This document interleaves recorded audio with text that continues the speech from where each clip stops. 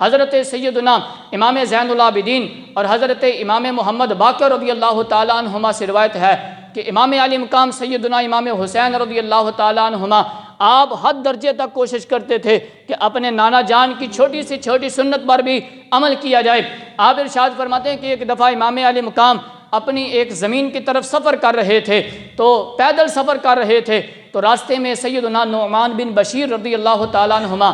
آپ سے ملاقات ہوئی، تو وہ خچر پر سوار تھے، تو انہوں نے امام علی مقام رضی اللہ تعالیٰ عنہ سے کہا کہ آپ سواری پر تشریف فرما ہو جائیں۔ تو حضرت امام علی مقام رضی اللہ تعالیٰ عنہ آپ نے ارشاد فرمایا کہ نہیں، آپ ہی اس کے اوپر سوار رہیں۔ انہوں نے بہت اصرار کیا، تو پھر انہوں نے قسم دے کر کہا کہ اے شہزادہ والا شان، آپ اس سواری کے اوپر سوار ہو جائیں، آپ اس سواری پر تشریف رکھیں۔ تو چنانچہ آپ رضی اللہ تعالیٰ عنہ نے نہ چاہتے ہوئے بھی ان کے اصرار پر جو ہے وہ سواری پر تشریف فرما ہو گئے اور ان کی اس اصرار کو قبول کر لیا۔ تو جب آپ سواری پر تشریف فرما ہونے لگے تو آپ نے فرمایا کہ آپ اپنی سواری پر آگے بیٹھیں، اس لیے، اور میں آپ کے پیچھے بیٹھوں گا، اس لیے کہ میں نے اپنی والدہ ماجدہ سیدہ خاتون جنت سیدہ فاطمہ الزہرا رضی اللہ تعالی عنہا آپ کو سید عالم صلی اللہ تعالی علیہ وسلم کا یہ ارشاد گرامی بیان کرتے ہوئے سنا ہے کہ میری والدہ محترمہ فرماتی ہیں اس کا مفہوم یہ ہے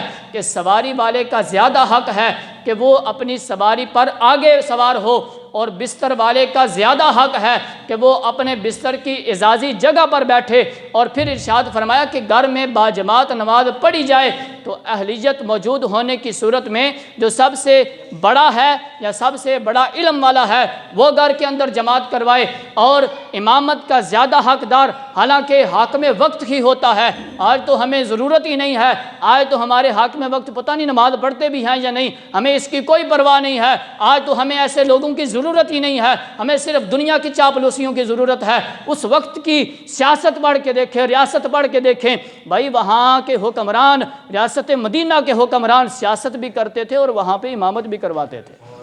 ریاست مدینہ کے اندر امامت بھی کرواتے تھے حکمران اور سیاست بھی کرتے تھے۔ آج تو ہمیں ایسے لوگوں کی ضرورت ہی نہیں ہے، ہم کہتے ہیں کہ بھائی یہ دنیا داروں کا کام ہے، دنیا داری کریں گے۔ تو یہ حدیث مبارکہ سن کر حضرت سیدنا نعمان بن بشیر رضی اللہ تعالیٰ عنہما آپ نے ارشاد فرمایا کہ خاتون جنت رضی اللہ تعالیٰ عنہا نے سچ فرمایا ہے، اور میں نے بھی اپنے والد گرامی سیدنا بشیر رضی اللہ تعالیٰ عنہ کو یہ ارشاد نبوی بیان کرتے ہوئے سنا ہے کہ آقا کریم کا یہ فرمان بھی موجود ہے جس کا مفہوم یہ ہے کہ لیکن اگر سواری والا اجازت دے تو دوسرے شخص کو اجازت ہے کہ وہ سواری پر سوار ہو جائے۔